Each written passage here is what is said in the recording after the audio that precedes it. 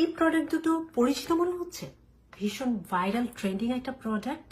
I know মোটামুটি সবাই চেনে। অ্যামাজনে ভেরিফাইড একজন কাস্টমার এই প্রোডাক্ট দুটো নিয়ে লিখেছেন এই প্রোডাক্ট ব্যবহার করে তার দাগ ছোপ কমে গেছে, তার অ্যাকনি পিম্পলের দাগগুলো হালকা হয়েছে। ডেইলি স্কিন কেয়ার রুটিনে তিনি এই প্রোডাক্ট দুটো ইনকর্পোরেট করবেন। এই প্রোডাক্ট গুলো 4 সপ্তাহে অর্থাৎ 1 মাসের মধ্যে আপনাদের ডার্ক স্পট গুলোকে 20% পর্যন্ত কমিয়ে আনতে সক্ষম হবে। এটা আপনার স্কিনটাকে স্মুথ করবে এবং হাইড্রেটেড করবে। এটা মোটামুটি 95% রেঞ্জ, ভীষণ হাইয়ার, অর্থাৎ স্কিন স্মুদিং এর ক্ষেত্রে এই ক্রিম এবং সেরামটা খুবই ভালো কাজ করবে। এবং 92% মানুষ খেয়াল করেছেন যে তাদের স্কিন টোনে একটা ইমপ্রুভমেন্ট হয়েছে।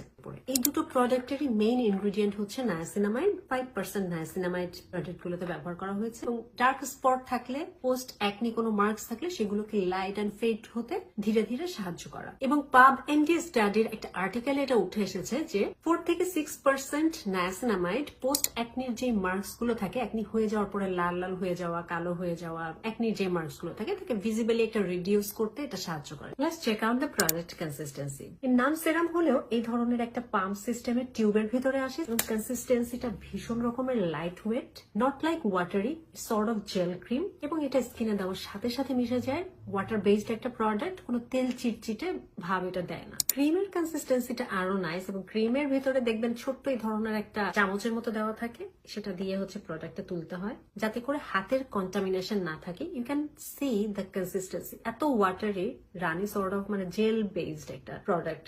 যারা হচ্ছে ভীষণ ওয়েলি স্কিনের অধিকারী, চিটচিটে প্রোডাক্ট পছন্দ করেন না, তাদের জন্য it could be a very good option. এটা দেখেন, এটাও পুরোপুরি জেল এবং ওয়াটারি একটা প্রোডাক্ট। সানস্ক্রিনের নিচে অ্যাপ্লাই করতে পারবেন দিনের বেলাতে, রাতের বেলাতে স্কিন কেয়ার অ্যাপ্লাই করতে পারবেন।